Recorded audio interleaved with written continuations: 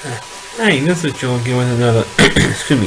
Hi, this is Joe again with another movie review, and we'll be discussing the 2009 sequel of one of the hugely successful movies of all time, and also one of the most successful. And I have to say the most successful novel of all time, the Da Vinci Code, and we'll be discussing the 2009, really the 2009 prequel, Angels and Demons. And yes, this is the novel because I don't have the DVD to show you. Of course, this book is written by Dan Brown, and this is actually the first.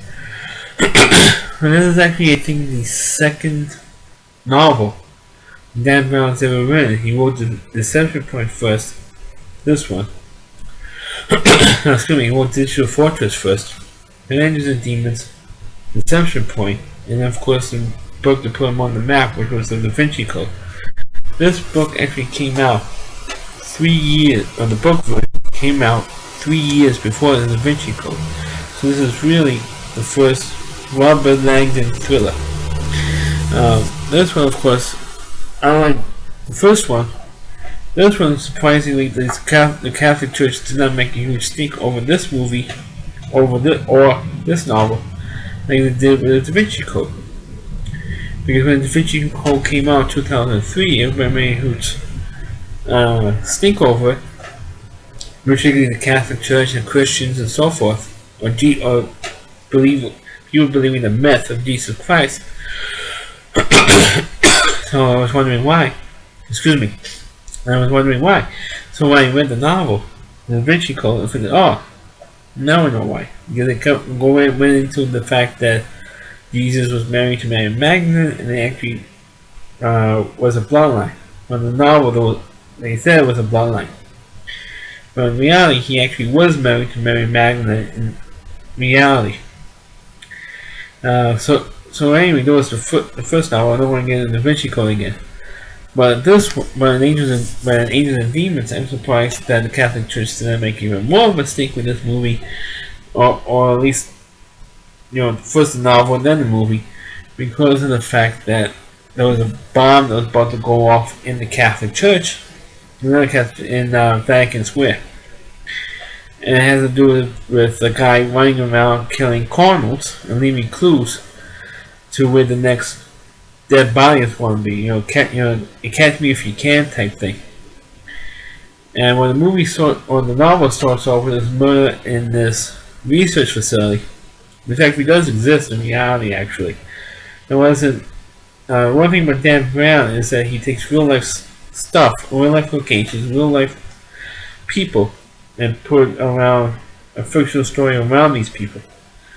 But Robert Langdon, of course, is a fictional character, and the characters that he associates with and communicates with are all fictional people. But he talks about real people in previous history.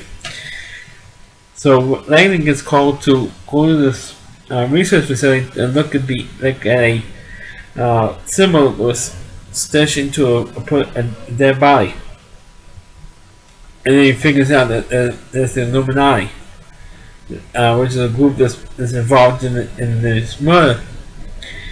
And then he figures out that the Illuminati is going around killing cardinals. Not the baseball team, not the football team, not the actual bird cardinals, but Catholic priests.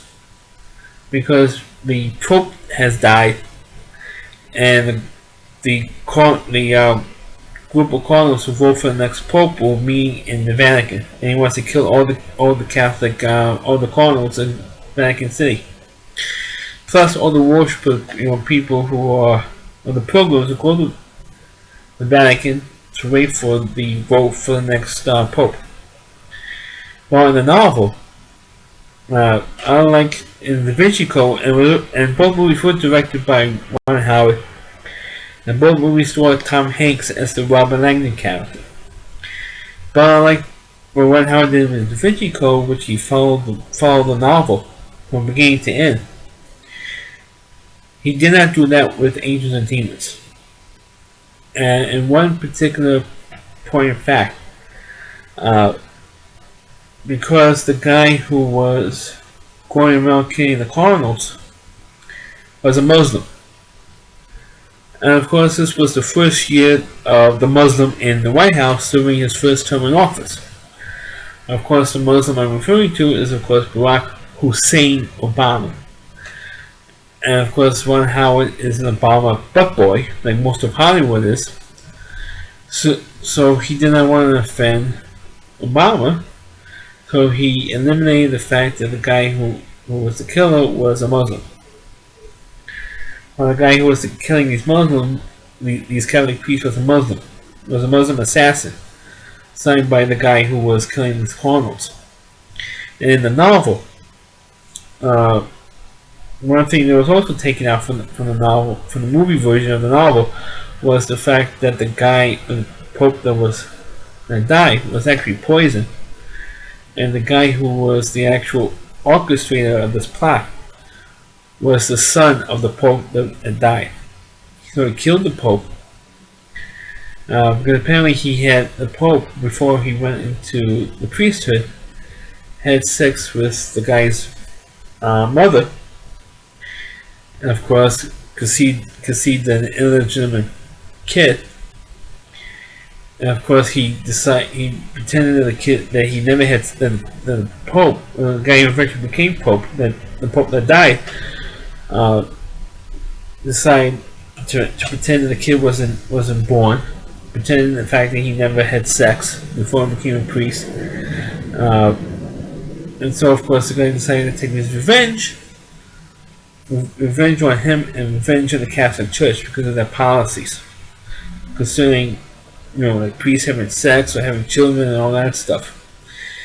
So that's why he decided to break into this research facility and decided to take this antimatter, and if it's not contained, it's going to turn into a bomb and kill thousands of people. That's what this guy decided to do. So he hired a Muslim